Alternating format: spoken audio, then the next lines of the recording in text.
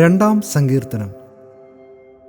ജാതികൾ കലഹിക്കുന്നതും വംശങ്ങൾ വ്യർത്ഥമായത് നിരൂപിക്കുന്നതും എന്ത്?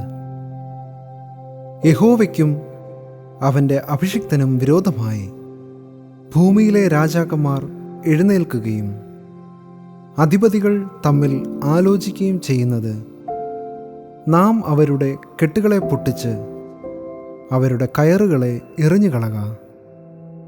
സ്വർഗത്തിൽ വസിക്കുന്നവൻ ചിരിക്കുന്നു, കർത്താവ് അവരെ പരിഹസിക്കുന്നു. അന്ന് അവൻ കോപത്തോടെ അവരോട് അരുളിച്ചെയ്യും, ക്രോധത്തോടെ അവരെ ഭ്രമിപ്പിക്കും. എൻ്റെ വിശുദ്ധ പർവ്വതമായ സിയോനിൽ ഞാൻ എൻ്റെ രാജാവിനെ വാഴിച്ചിരിക്കുന്നു. ഞാൻ ഒരു നിർണയം പ്രസ്താവിക്കുന്നു. യഹോവ എന്നോട് അരുളിച്ചെയ്തത്, നീ എൻ്റെ പുത്രൻ, ഇന്ന് ഞാൻ നിന്നെ ജനിപ്പിച്ചിരിക്കുന്നു.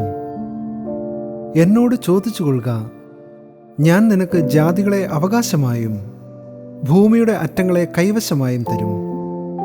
ഇരുമ്പുകോൽ കൊണ്ട് നീ അവരെ തകർക്കും, കുശവൻ്റെ പാത്രം പോലെ അവരെ ഉടയ്ക്കും. ആകയാൽ രാജാക്കന്മാരെ ബുദ്ധി പഠിപ്പിൻ, ഭൂമിയിലെ ന്യായാധിപന്മാരെ ഉപദേശം കൈക്കൊള്ളുവിൻ. ഭയത്തോടെ യഹോവയെ സേവിപ്പിൻ, വിറയലോടെ ഘോഷിച്ചുല്ലസിപ്പിൻ.